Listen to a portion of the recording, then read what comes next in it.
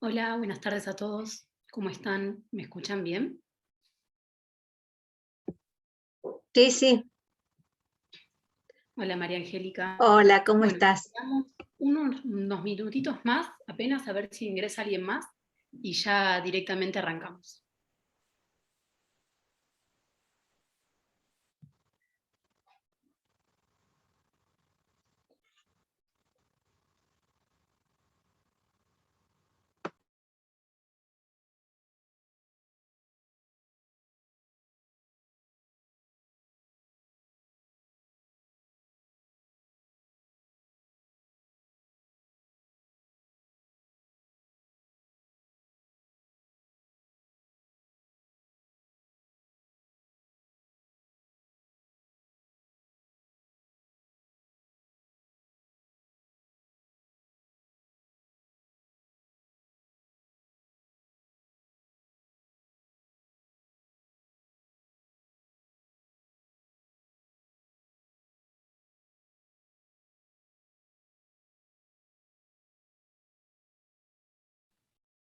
Bueno, ahora sí vamos a arrancar. Los que quieran prender la cámara, no tengan vergüenza que ya nos vamos a ver de manera presencial también. Bueno, hoy vamos a ver, van a terminar conmigo la unidad número 2, vamos a ver el punto 3, que habla de los principios constitucionales en relación al ejercicio de la función jurisdiccional. Bien, lo primero que no tienen que hacer con esta unidad es confundirla con los principios procesales. Bien, los principios procesales son otra cosa y los vemos en la segunda parte de la materia. Estos son los principios constitucionales que rigen no solo al derecho procesal, sino que van a regir a todo el derecho en general. ¿Eso qué significa? Significa que lo que van a ver hoy conmigo, si ya cursaron constitucional, lo deben haber visto y seguramente algo vieron también en teoría general del derecho. Bien, hoy vamos a ver entonces cuáles son las bases constitucionales y garantías, bien, que deben tener todos los procesos, bien, para que sean válidos, y en relación al ejercicio de la función jurisdiccional, que es de lo que habla esta unidad. Jurisdicción, competencia, bien. Primero, en lo que respecta al derecho procesal propiamente dicho, y en general para nuestro país, ustedes saben que la Constitución Nacional es la fuente primaria, bien, de la realización del derecho. Es decir, que en la pirámide de la jerarquía de las normas, por encima de todo vamos a tener la Constitución Nacional, que está ubicada en la cúspide. Y por debajo van a descender todas las demás leyes o normas, bien, que obviamente van a tener que ser sancionadas en un todo de acuerdo a lo que establezca la Constitución Nacional. Y van a tener que respetar las garantías que ésta establece, que son las que vamos a ver hoy. Bien, entonces, en primer punto tienen que saber que la Constitución Nacional va a regir a todas las demás leyes, ¿sí? Y lo que diga la Constitución no puede ser violado por las normas que estén por debajo. Entonces, en este sentido, si vamos en el orden de las normas, una ordenanza municipal no puede violar una ley provincial, bien, o contradecir una ley provincial, y la ley provincial no puede contradecir una ley nacional, y esa ley nacional no puede contradecir a la Constitución Nacional. Entonces, todos los principios que vamos a ver hoy, garantías procesales, bien, se van a aplicar en todos los ámbitos, ya sea nacional, provincial, municipal, bien, y tienen que saber que no puede haber ninguna ley que, digamos, que establezca algún principio contrario a los que da la Constitución Nacional. Si vieron constitucional, esto es lo primero que ven desde el inicio, toda esta cuestión. Entonces, lo primero que tenemos que saber es que el artículo 28 de la Constitución Nacional va a establecer que las declaraciones, derechos y garantías proclamados por la Constitución Nacional no pueden ser alterados por las demás leyes que regulan o reglamentan su ejercicio, que es lo que les decía recién. Bien, por encima de todo tenemos la Constitución Nacional, por debajo las demás leyes, y esas leyes no van a poder alterar lo que nos diga la Constitución Nacional. Todas las declaraciones, derechos y garantías, bien, que ésta estipule. Es así que los códigos de forma, los códigos de fondo, bien, y las constituciones provinciales no van a poder establecer distintas garantías o distintos principios que la Constitución Nacional. No significa que puedan establecer mejores condiciones, bien, que la Constitución, pero nunca por debajo de esta. Ya entrando en los principios constitucionales propiamente dicho, acá nos vamos a basar en dos artículos principalmente. El artículo 16 y el 18 de la Constitución Nacional. ¿Bien? El primero de todo, que es el artículo 16, dice que la nación argentina, ¿bien?, no admite prerrogativas de sangre, ni de nacimiento. No hay en ella fueros personales ni títulos de nobleza. Todos sus habitantes son iguales ante la ley y admisibles en los empleos sin otra condición que la idoneidad. La igualdad es la base del impuesto y de las cargas públicas. ¿Bien? Entonces, ya desde la lectura del artículo 16 va a surgir el primer principio constitucional, que es la igualdad ante la ley. ¿Bien? ¿Qué significa? Que todos somos iguales ante la ley y que no se van a admitir prerrogativas de sangre por los que unas personas tengan más beneficios o mejores garantías o derechos que otras. Bien, somos todos iguales ante la ley. Y eso significa que en un proceso judicial todos vamos a tener los mismos derechos y asimismo las mismas obligaciones. Bien, y no que por una cosa u otra algunos sean tratados de una manera distinta o diferente y que puedan llegar a tener beneficios. Bien, entonces, el primer principio es igualdad ante la ley, artículo 16, Constitución Nacional. Siempre los jueces tienen que velar por la aplicación y el cumplimiento, bien, de este principio. Después vamos a ver que los demás principios siempre se interrelacionan con el principio de igualdad ante la ley. Bien.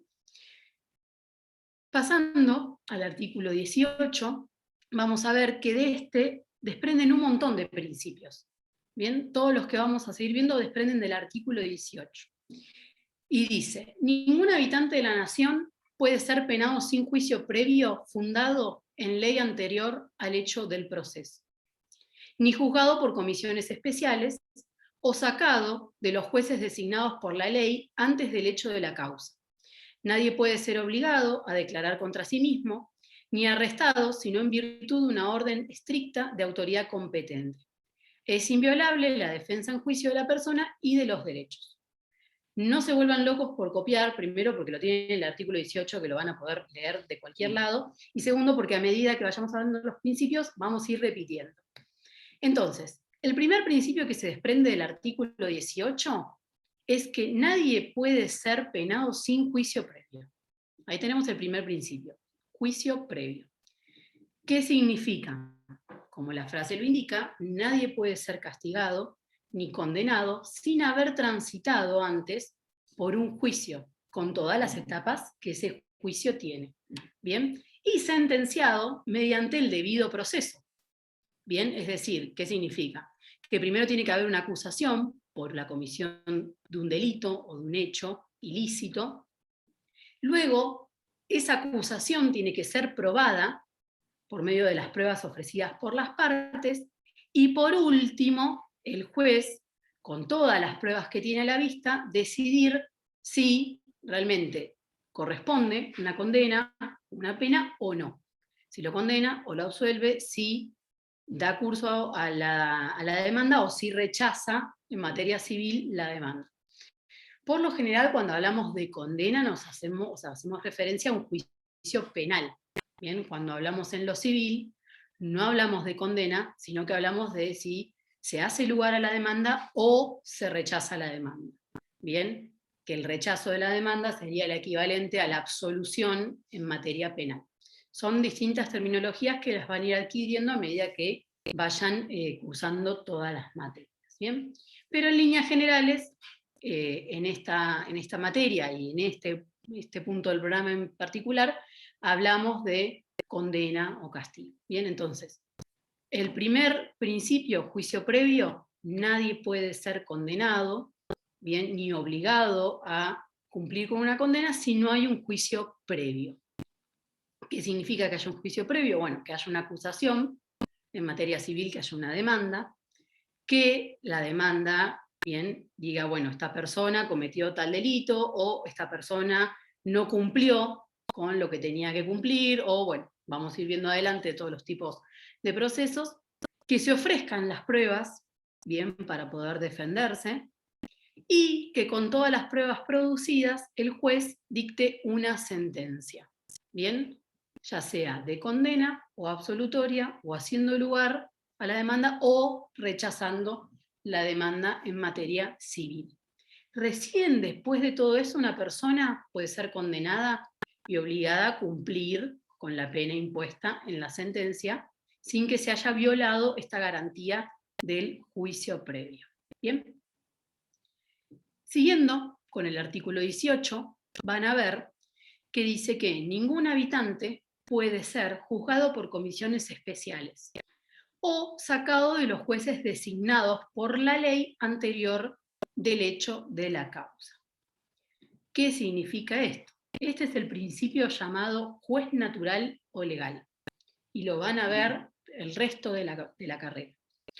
Consiste en que todo individuo que accede a la justicia, ¿bien?, lo tiene que hacer a través del juez ordinario que la ley determine. ¿Eso qué significa? Si yo, por ejemplo, me despiden y quiero iniciar un juicio por despido, lo voy a tener que hacer ante los tribunales de trabajo de Mar del Plata. Entonces, el juez natural va a ser alguno de los jueces que componen los 4 tribunales, bien, laborales de Mar del Plata. Yo no puedo iniciar, y tampoco me va a poder juzgar, un juez penal, bien, porque la materia es despido. Más allá de la competencia o no, acá lo que estamos hablando es que tiene que ser el juez ordinario, el juez que le corresponde entender en la causa. Y tiene como fin, bien, garantizar la imparcialidad de los jueces. Que este juez actúe como un tercero imparcial, ajeno a las pretensiones de las partes, y que pueda juzgar sin tener ningún vicio, bien,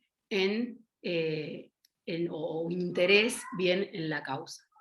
Esperen un cachito, está el gato.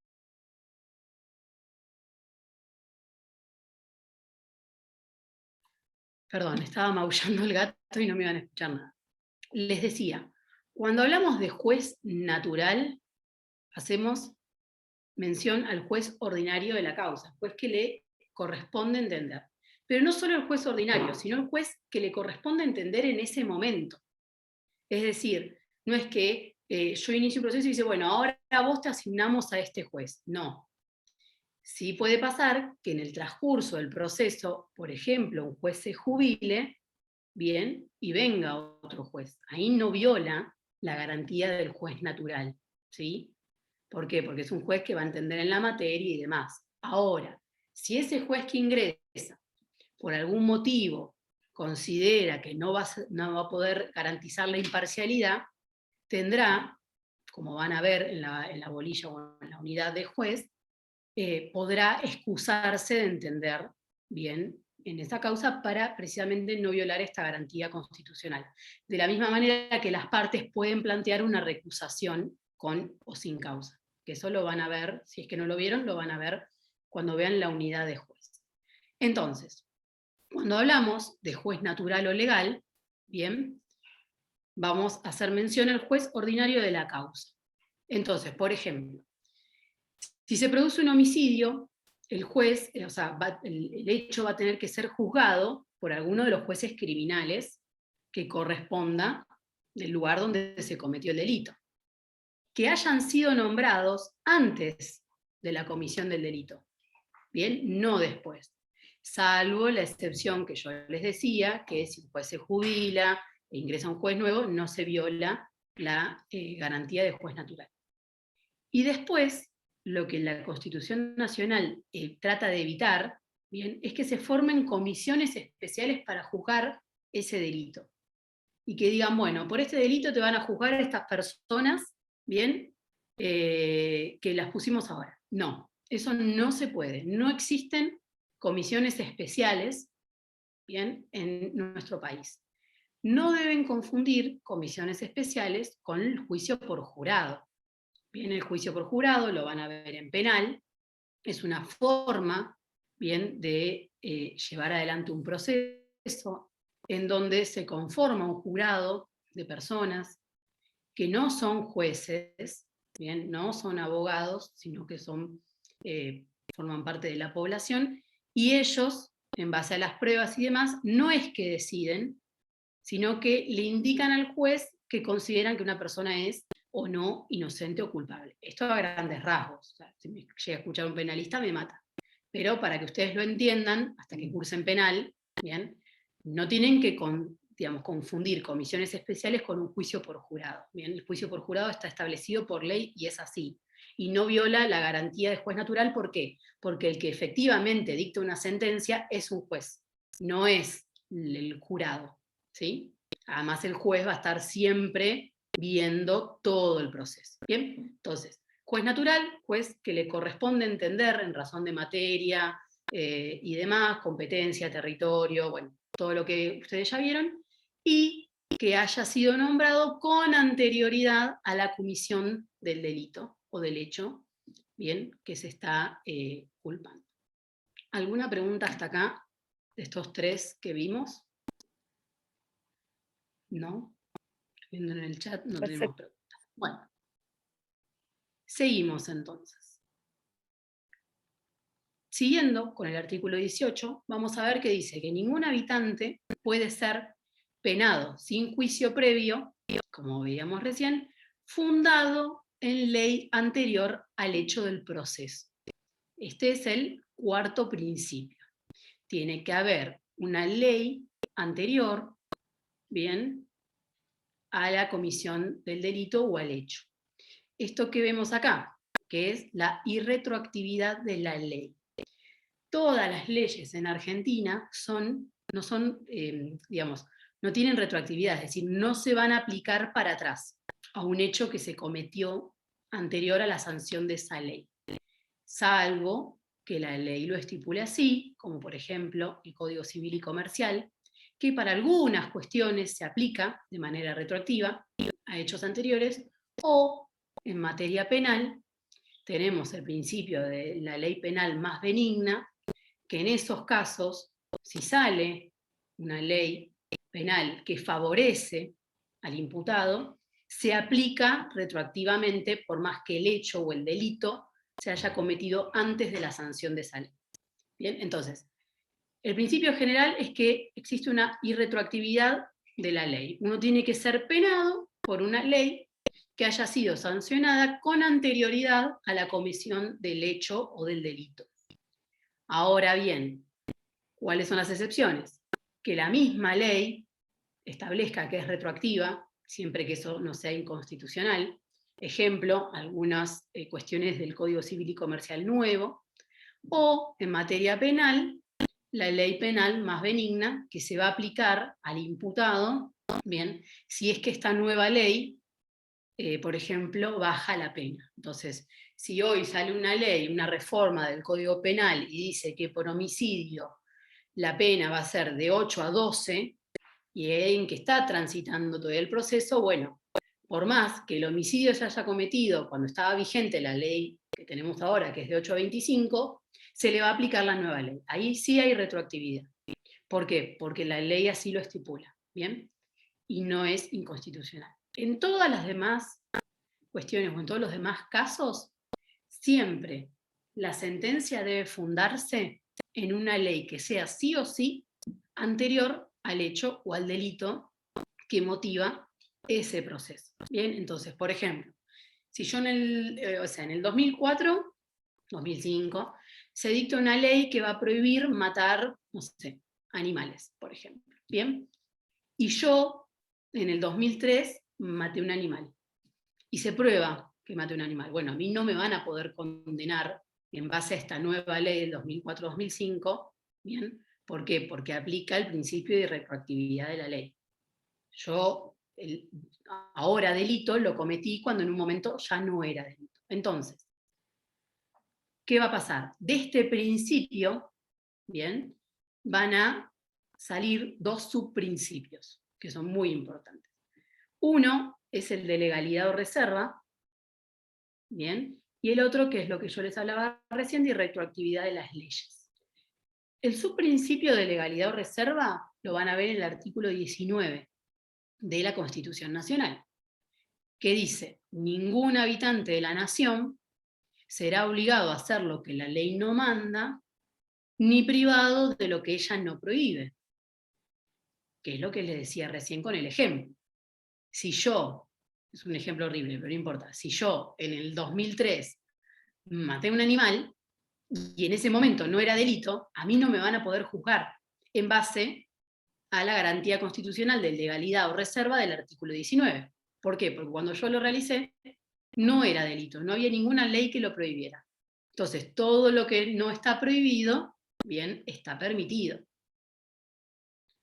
Por otro lado, tenemos el subprincipio de retroactividad de las leyes, que es lo que le explicaba recién.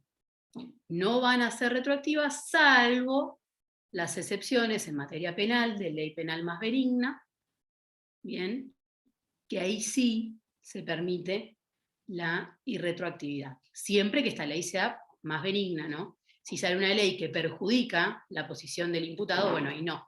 Ahí se va a seguir aplicando la ley que regía o que estaba vigente al momento de la comisión del hecho.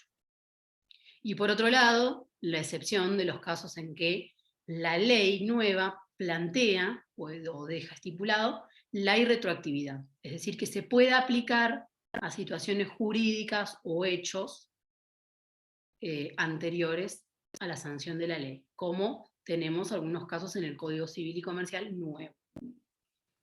Bueno, ¿alguna duda de este principio y de los subprincipios? No. Bueno. Seguimos con el quinto principio. También seguimos con el artículo 18, que dice que es inviolable la defensa en juicio de la persona y de los derechos.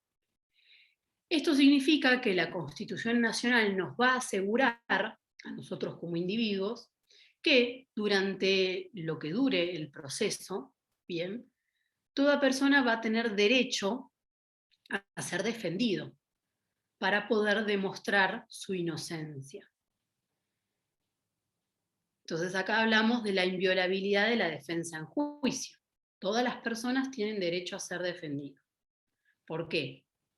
Porque, como dice la Constitución, todos los individuos son considerados inocentes hasta que se demuestre lo contrario. Entonces, no podemos violar la garantía constitucional de la defensa en juicio.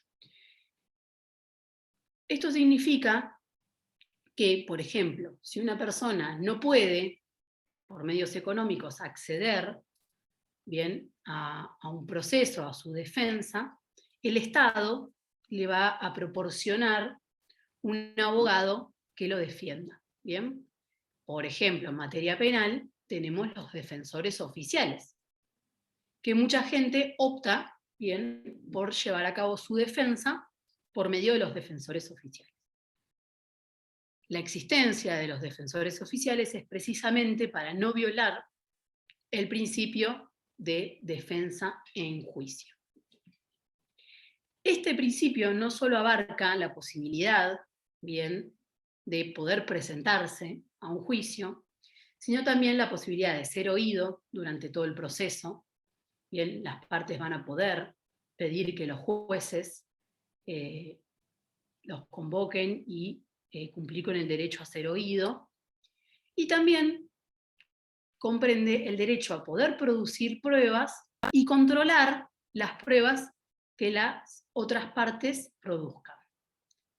Esto a medida que vayamos avanzando en la carrera, en la materia, cuando veamos más específicamente la parte de prueba, vamos a volver con este principio, porque después van a ver que ustedes van a poder ofrecer pruebas, pero a su vez van a poder controlar las pruebas ofrecidas por la contraparte y van a poder oponerse, pedir explicaciones y demás.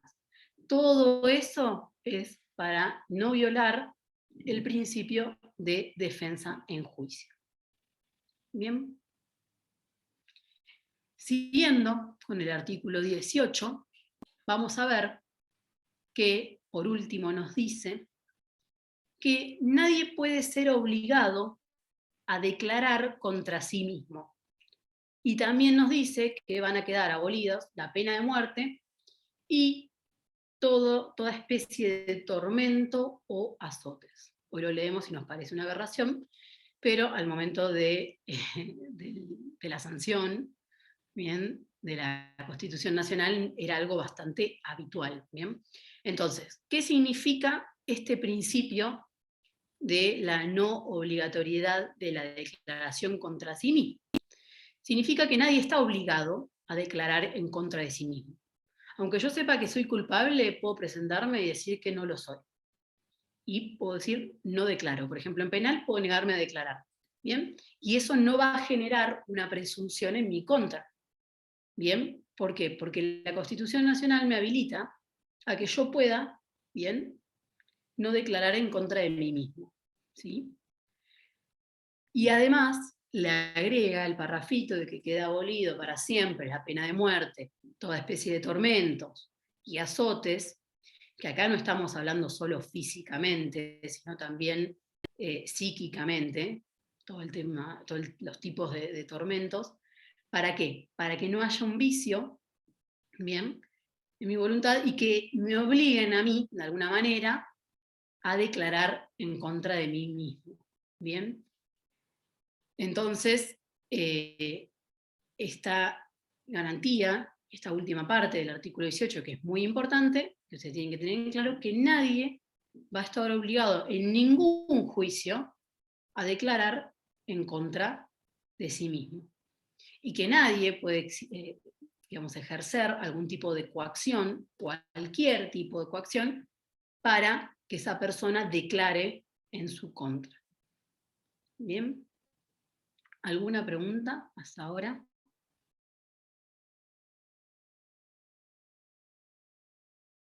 Bueno, ahora vamos a ver algunos principios que no están incluidos en el artículo 16 o 18 o que no están, digamos, de manera expresa incluidos en la Constitución Nacional, sino que o surgen de otras leyes, o surgen de la doctrina, de la jurisprudencia, o se entienden de manera implícita en alguna otra normativa. El primer principio que tenemos es el de acceso a la justicia, que les va a parecer bastante parecido al que veíamos recién, del principio el principio de poder acceder a un juicio. Bien, tenemos el acceso a la justicia. Es un principio básico del Estado del Derecho, básico. Bien, todas las personas tienen que poder acceder a la justicia. Bien, porque sin acceso a la justicia, las personas no van a poder oír, o sea, ser oídas, bien, ni van a poder ejercer sus derechos. Con esto, con este principio, se tiende a hacer frente a la discriminación, bien, y que ninguna quede impune por precisamente ceder a la justicia. Hay muchos fallos internacionales, bien, que han condenado, no solo a Argentina, sino a un montón de países, precisamente por violar este principio constitucional, que no es solo desde la Argentina, sino que es un principio, digamos, que ya está receptado en leyes internacionales, a las cuales obviamente Argentina adhiere. Entonces, las Cortes Internacionales han fallado y han impuesto sanciones graves a un montón de países por violar el acceso a la justicia. Bien. Les decía que por ahí les va a parecer parecido al principio anterior que veíamos, donde si una persona no puede pagar un abogado, bien, va a ser el Estado el que le va a poder proporcionar uno.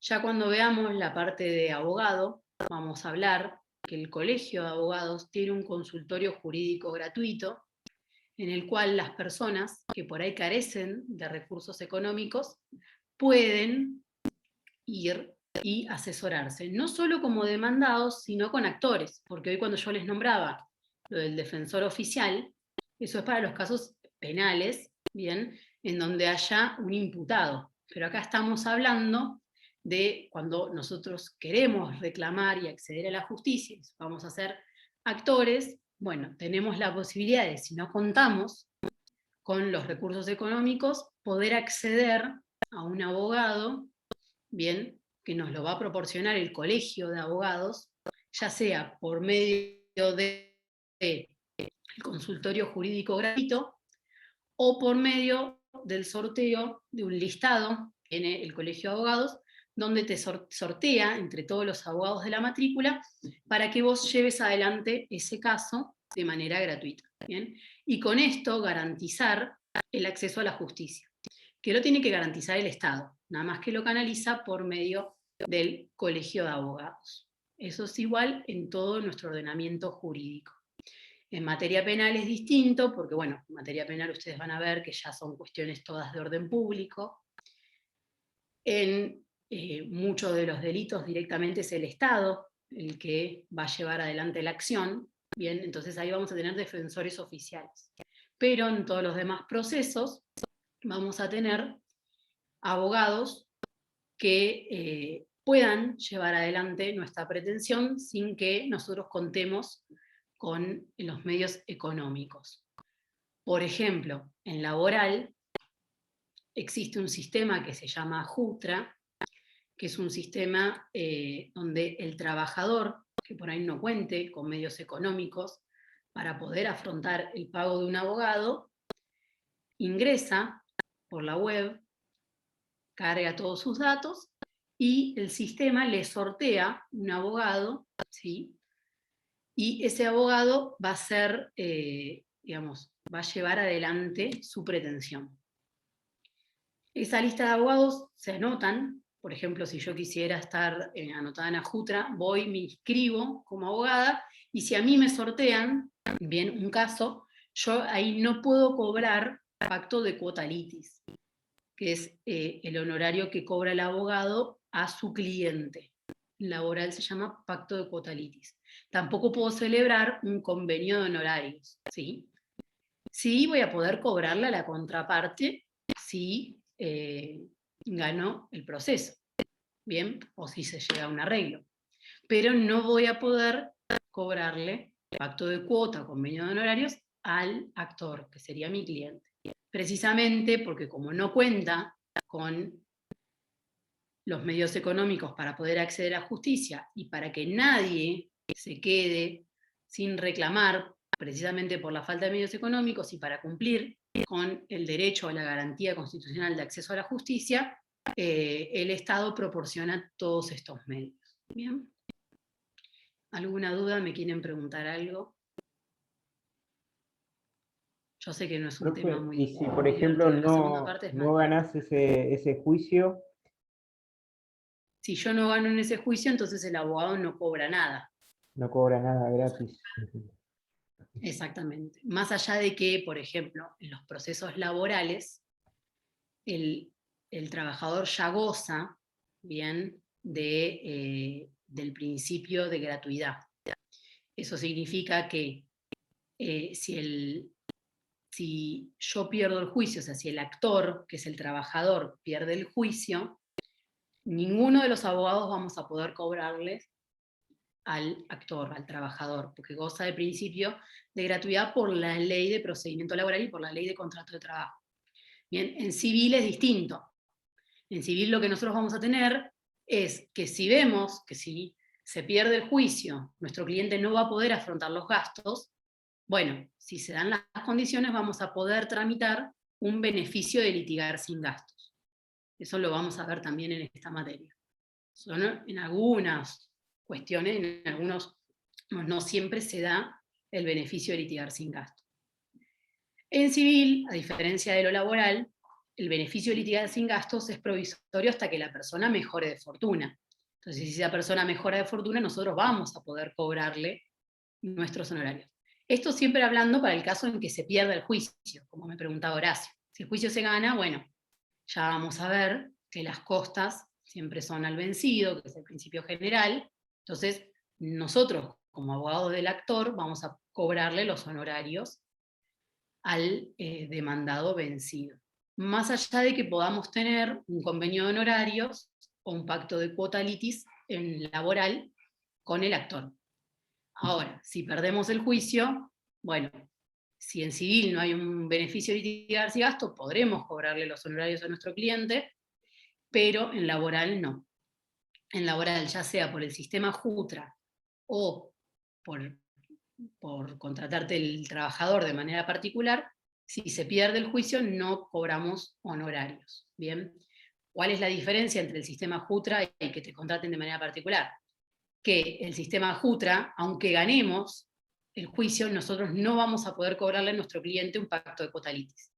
¿Bien? El actor no va a pagar en ese caso honorarios por nuestra representación, aunque ganemos el juicio. Sí se lo vamos a poder cobrar los honorarios a la contraparte, al demandado vencido. ¿Bien? Horacio, ¿te quedó claro? Perfecto, doctora, gracias. Buenísimo. Bueno, seguimos que nos quedan algunos principios más. Recién hablábamos del acceso a la justicia. También vamos a ver, y lo van a ver en el transcurso de toda la carrera, un principio que se llama tutela judicial efectiva. ¿Bien? Esta es una ampliación de la garantía constitucional que veíamos recién de acceso a la justicia o a la jurisdicción, que si bien no está reconocida por la Constitución Nacional, sí la doctrina y la jurisprudencia lo reconocen. La Corte Suprema de Justicia de la Nación la incluyó en innumerables fallos como dentro de las garantías constitucionales del artículo 18 que veíamos recién. Y consideró que hubo violación a la tutela judicial efectiva, ¿bien?, en aquellos casos en que se le impidió al actor, ¿bien?, acudir a la justicia para poder obtener una sentencia. ¿Bien? La tutela judicial efectiva se integra, entre otras cosas, con el derecho a una sentencia justa, bien, fundada en la ley y en tiempo razonable, que ahora vamos a ver todo eso. Entonces, una forma de que no se viole una tutela, el principio de tutela judicial efectiva es el derecho que tienen todos los individuos a una sentencia justa, ajustada a derecho o fundada en derecho, y en un tiempo razonable. Y cuando hablamos de tiempo razonable, que es el próximo principio que vamos a ver, también vamos a ver que no está prevista en la Constitución Nacional, ni Constitución Provincial, ni Código Civil, ni Código Penal, ni demás, sino que no hay una norma que establezca cuál es el plazo razonable de un proceso. ¿Por qué? Porque eso va a depender de muchas cuestiones, ¿bien? Pero lo que se tiende lo que se tiende a evitar con este principio es que un proceso dure de por vida por problemas imputables al Estado, ¿bien? O al Poder Judicial, por ejemplo. No así a las partes, o sea, si digamos, una causa dura 10 años, pero eso es imputable a las partes, bueno, ya ahí no va a haber una violación a la duración razonable, bien, al principio de duración razonable, sino que es cuando el Estado no cumple, bien, con este principio. Y hay un montón de fallos internacionales donde se ha condenado a la Argentina precisamente por no cumplir con la duración razonable de una causa. Cuando, por ejemplo, un expediente va a la Corte Suprema y está 7 años esperando una sentencia de la Corte Suprema. En ese caso hay una violación del principio de duración razonable de las causas. Tenemos una ley que se encuentra suspendida hoy, pero en materia penal es la ley 27063, que establecía que un plazo razonable en la duración máxima de los procesos penales, que iba a depender si un proceso penal es complejo o simple, que establecía que un plazo razonable podía ser 3 a 6 años. ¿Bien?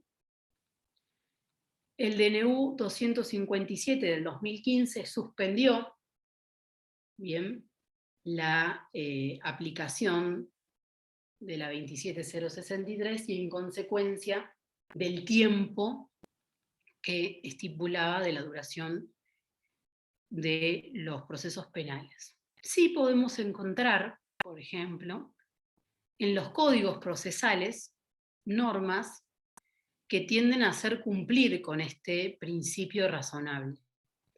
Por ejemplo, en los códigos vamos a ver, cuando veamos prueba, que cuando el juez dispone la apertura a prueba, dependiendo del proceso, esa apertura a prueba va a tener un plazo máximo de duración en días. Y que, vencido ese plazo, van a haber consecuencias para las partes con el fin de evitar de que un proceso se estanque y no se termine en años.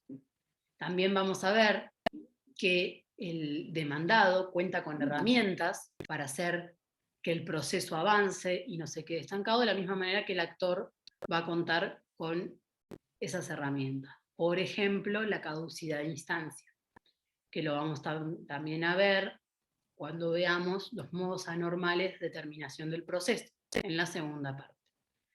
Todas esas normas, artículos de los códigos procesales, donde estipulan plazos, bien, no solo es para hacer que el proceso avance, sino también para cumplir con este principio constitucional de duración razonable de las causas. Por último, vamos a ver el principio constitucional o la garantía del debido proceso. Bien. La garantía del debido proceso no está estipulado en un artículo de la Constitución Nacional, pero sí implícitamente surge del texto de la Constitución Nacional. Este principio del debido proceso va a comprender, primero que nada, el derecho a la jurisdicción, que es la facultad que tienen todas las personas o los individuos, y el derecho que tienen todas las personas para poder recurrir ante los órganos jurisdiccionales del Estado, ¿bien?, para poder obtener la tutela de sus derechos. Esto está incluido en todos los principios que vimos anteriormente. Por otro lado, también tenemos el derecho a ser oído, ¿bien? El derecho a ser oído por un tribunal competente o por un juzgado competente, independiente e imparcial. ¿Bien? ¿Eso qué significa?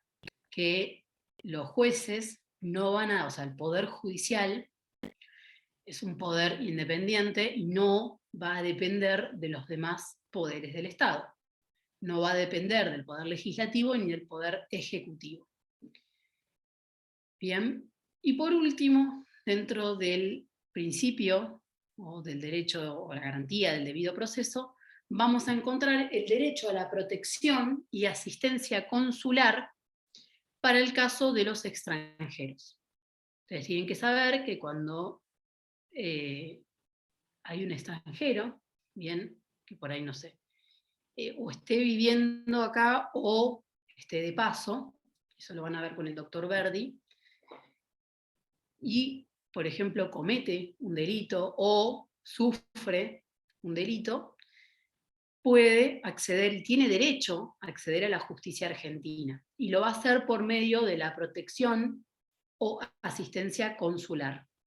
Bien, todas las embajadas, bien, o consulados brindan asesoramiento jurídico, asistencia y representación a sus habitantes que residan en un país extranjero. Bien.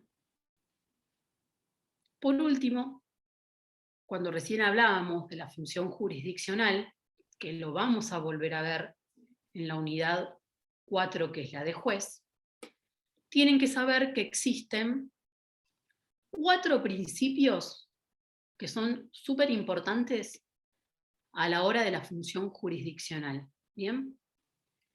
Como les decía recién, tiene que haber siempre una independencia de los magistrados judiciales. No dependen de ningún tipo de poder, ni del legislativo ni del ejecutivo. No dependen del presidente, no depende de la Cámara de Diputados ni de la Cámara de Senadores. ¿Bien? Son los 3 poderes independientes, sin perjuicio del control de legalidad que puedan tener uno sobre el otro, que eso lo van a ver en administrativo cuando cursen contencioso administrativo. Pero en principio todos los poderes son independientes, sobre todo el poder judicial, donde no van a poder los demás poderes entrometerse en su función. Entonces los magistrados son totalmente independientes. También los magistrados tienen que ser imparciales, es decir, que nos tienen que poder garantizar a los individuos, a los ciudadanos, la imparcialidad de los jueces. Cuando esa imparcialidad se ve comprometida, tenemos herramientas, ya sea recusación con o sin causa, o por parte de los jueces, excusación, que siempre son con causa. Bien, después van a ver cuando la recusación es con o sin causa. Por otro lado, dentro de los principios de la función jurisdiccional, vamos a tener la inamovilidad de los órganos jurisdiccionales. Eso significa que los jueces no pueden ser removidos de su cargo, salvo por un juicio político o jurado de enjuiciamiento, que lo vamos a ver la bolilla de juez, que es la 4. ¿Eso qué significa? Que los jueces no pueden ser removidos de su cargo, no pueden ser echados, salvo que haya un jurado de enjuiciamiento o un juicio político, depende si es un juez de primera instancia o si es un juez de la Suprema Corte o de la Corte Suprema. Entonces, los jueces van a tener la garantía de inamovilidad de sus cargos, como también van a tener la garantía de la seguridad en su remuneración, es decir, por la Constitución Nacional, la remuneración de los jueces no se puede disminuir por ninguna ley. ¿Bien? No, ellos tienen la garantía, ¿bien?, de mantener indemne su remuneración. Todo eso con el fin de garantizar la función jurisdiccional que hablábamos recién. Bien, entonces cuando hablemos de función jurisdiccional, y no se confundan, porque no, lo vemos mucho en los exámenes, que se confunden jurisdicción con jurisprudencia, que son cosas totalmente distintas, pero a veces los vemos. Cuando hablamos de función jurisdiccional, que es la que ejercen los jueces, tienen que saber que existen estos 4 principios: independencia, imparcialidad, inamovilidad y seguridad en la remuneración, ¿bien?, que nos van a garantizar el ejercicio correcto de la función jurisdiccional. Esto los estudiamos. Tengo otro principio que dice distinta composición y jerarquía de los oficios jurisdiccionales. ¿Puede ser? Sí, está bien. Digamos, cuando ustedes vean cómo está compuesto, bien, el Poder Judicial, van a ver que existen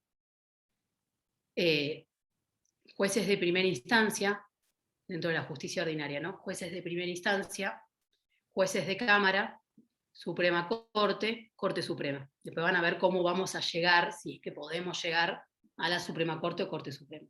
Que eso es a lo que haces referencia a vos, Horacio. El tema de que si yo no estoy de acuerdo con la resolución del juez de primera instancia, tengo la posibilidad de apelar, bien, al juez de segunda instancia o de Cámara, que son los procesos civiles, en lo laboral no, pero ya lo vamos a ver.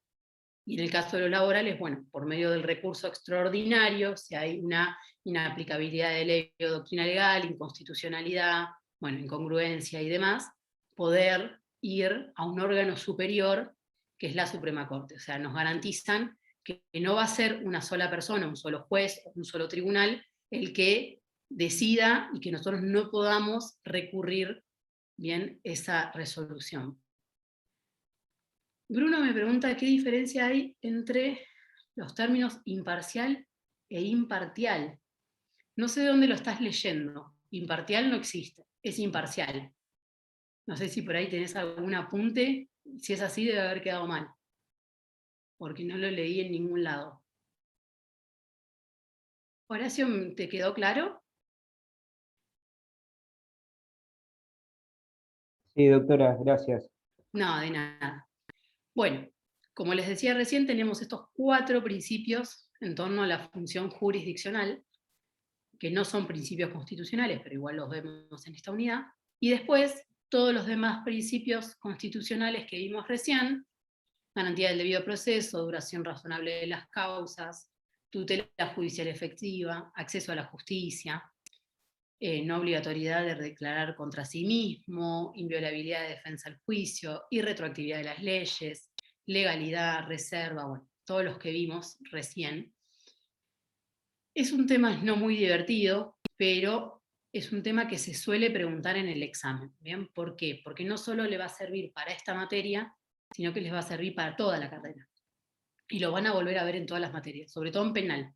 Cuando vean penal van a ver todo de vuelta el artículo 18 y el 16 de la Constitución Nacional. Pero no dejen de estudiarlo, ¿sí? Porque es un tema que se pregunta siempre en el examen.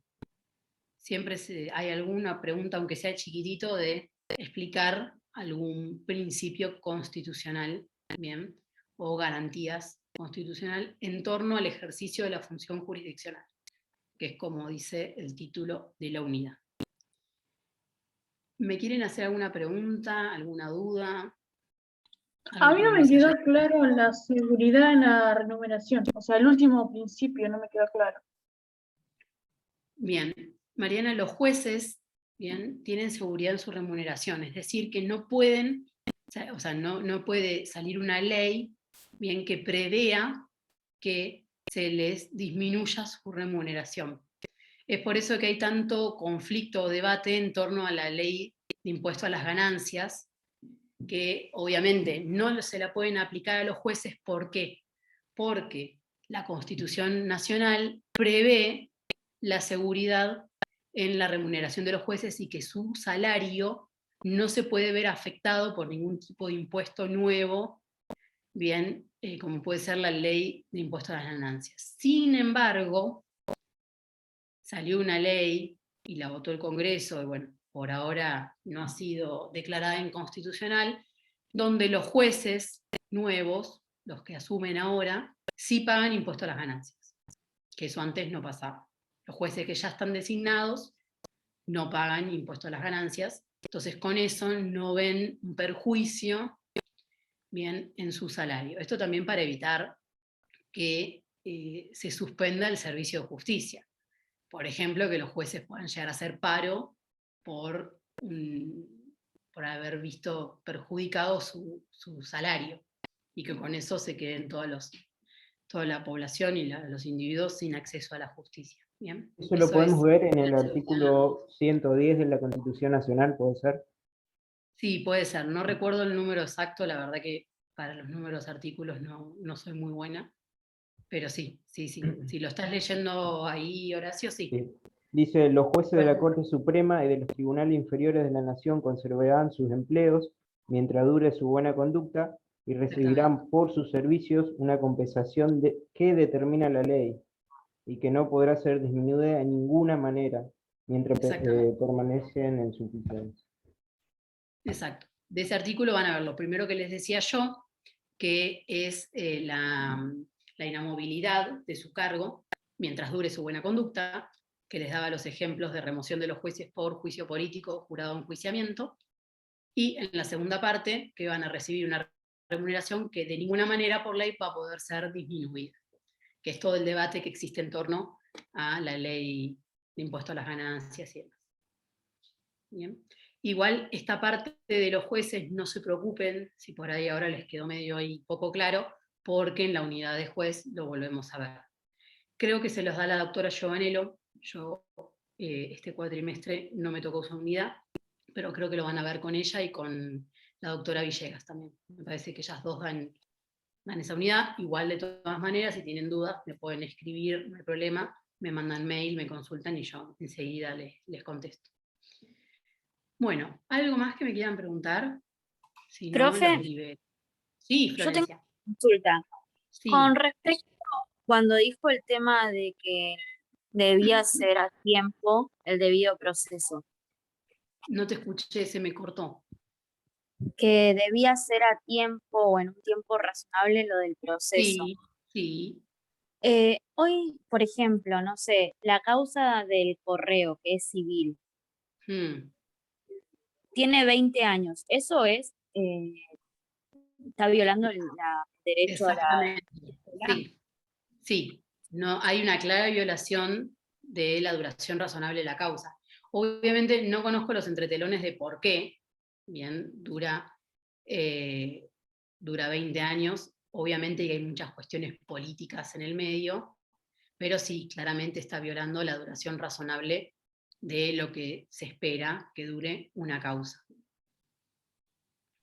Bien, yo lo que quería saber era si se violaba el tema de la tutela, ¿cómo había dicho? La tutela Tutela judicial efectiva. judicial efectiva, Sí, o hay que ver si es por parte de las partes, digamos, y es otra cosa.